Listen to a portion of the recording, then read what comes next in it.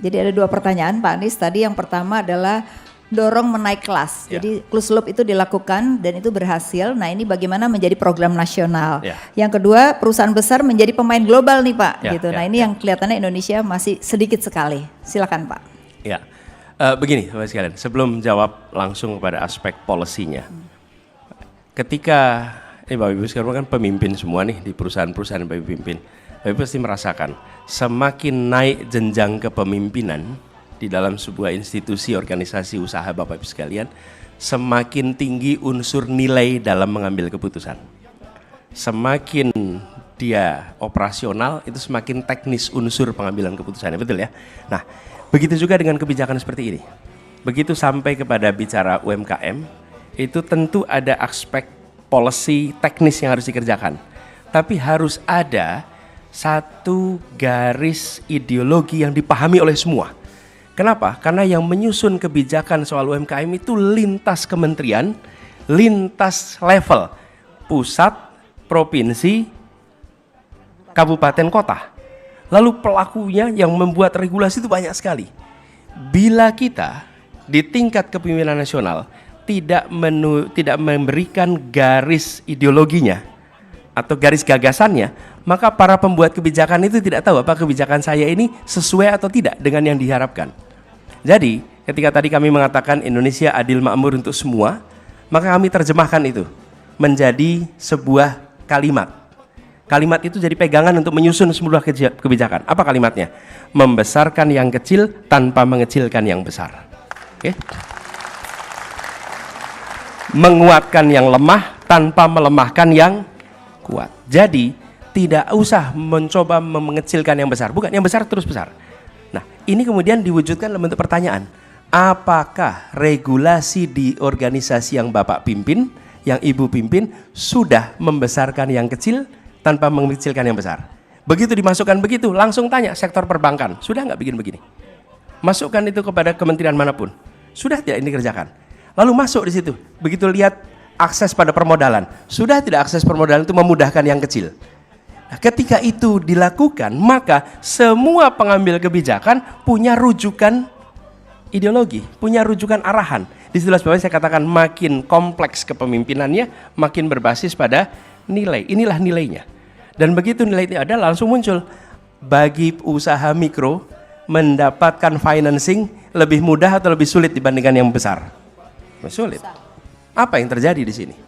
Lakukan reform, lakukan perubahan. Jadi kami melihat itu dilakukan. Nah, ini juga pernah kami kerjakan di Jakarta.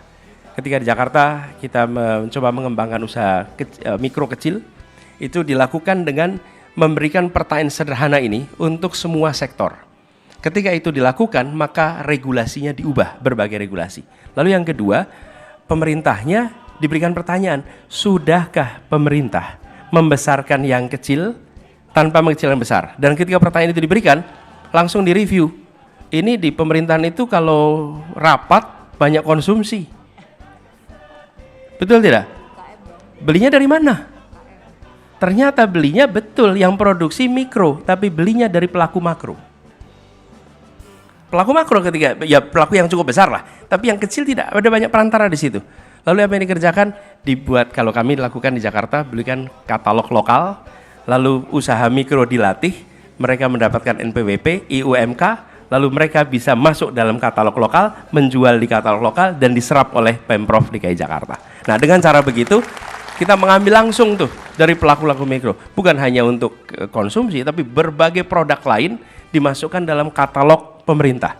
Begitu masuk dalam katalog pemerintah, mereka akan bisa langsung menemukan pasar yang sangat besar. Yang ketiga, proaktif di dalam memberikan legalisasi atas kegiatan mikro. Karena banyak kegiatan mikro itu statusnya informal non-formal. Ya, apa yang dikerjakan? Proaktif membagikan izin usaha mikro kecil. IUMK itu proaktif. Ini anekdotal tapi true story. Di Jakarta itu ketika kita membagikan, banyak pelaku mikro itu ketika datangi petugas, padahal petugas itu datang mau membagikan izin, itu mereka bilang, Pak, ini kami udah lama usaha di sini Pak. Dipikir mau digusur gitu. Sebenarnya mau datang itu mau diberikan izin dikasih NPWP. Jadi itu salah satu cara yang Ya. kita berikan untuk bisa mengangkat yang kecil menjadi besar ya. Perusahaan besar jadi global gimana Pak? Nah, yang perusahaan besar menjadi global, pertama begini, berikan kemudahan untuk bisa beroperasi di wilayah internasional. Lihat apa saja yang menjadi constraint. Dan bila constraint itu ada di kita, maka lakukan reform. Yang kedua, bawa pengusaha-pengusaha Indonesia di dalam setiap pertemuan-pertemuan kenegaraan yang presiden pergi. Bawa delegasi usaha untuk ikut di dalam aktivitas pemerintahan yang resmi. Dan saya menyaksikan beberapa kali dalam pertemuan bilateral, kepala negara yang datang dengan permintaan-permintaan mewakili dunia usahanya, dan yang melakukan adalah kepala negaranya. Karena dia mau melakukan apa? Dia mau membantu usahanya untuk bisa berusaha di Indonesia. Nah, kalau mereka melakukan itu pada kita, kenapa kita tidak melakukan pada pengusaha kita kepada internasional? Luar biasa. Jadi Pak Anies punya program yang bagus. Dan jangan sekali. sungkan, Ya. jangan sungkan untuk membawa aspirasi dunia usaha kita untuk beroperasi di sana. Karena sesungguhnya kita ini sering dari sisi kualitas baik, cuman tidak dibantu oleh tangan negara untuk bisa masuk ke berbagai tempat seluruh Indonesia. Luar biasa. Jadi ada 2 pertanyaan, naik kelas UKM. Yang kedua, bagaimana perusahaan besar jadi skala global? Silakan Pak Prabowo. Baik, jadi begini, saya kira ya inti masalahnya adalah perlu suatu kehendak politik.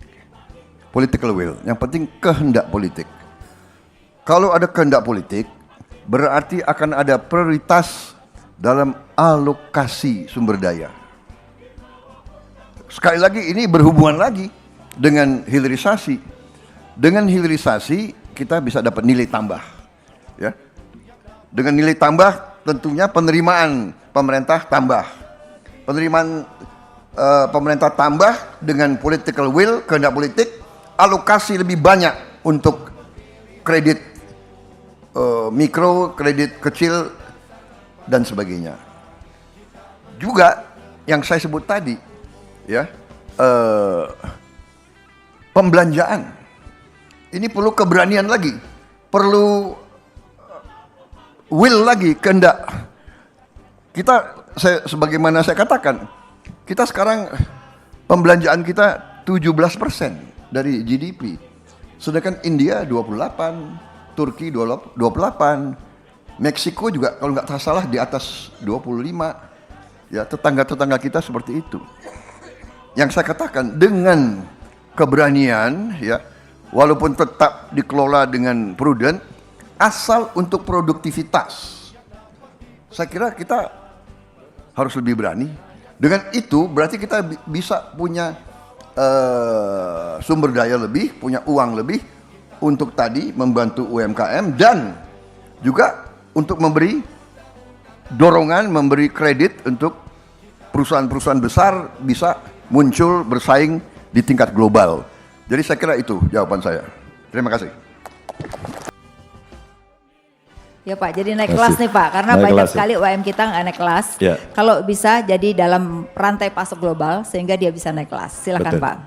Yang UMKM dulu, ini serba kebetulan, ada 3. Ada 3. Ini serba kebetulan aja Pak. Cocok ya berarti. Cocok. Ini cuma 3 aja.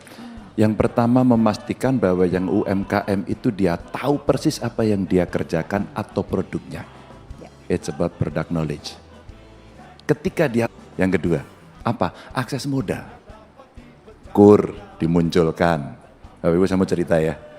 Kejadian ini sungguh-sungguh terjadi di Jawa Tengah. Mas Yanto ini tahu ini. Jadi dulu saya minta tolong Mas Yanto, minta tolong Mas Kukrit waktu itu. Kadin, bantulah kami. Maka kemudian banyak sekali akhirnya kolaborasi Bank Jateng. Coba Anda KUR nasional dari 12 turun ke 9, pas diumumkan 9. Nah yang ketiga adalah pendampingan. Pendampingan inilah untuk naik kelas. Begitu naik kelas, kami bekerja sama dengan beberapa pengusaha dan kita agak nekat dikit. Teman-teman duta besar kita minta satu-satu. Saya teleponin sendiri Mbak. Tak teleponin Mas Yanto.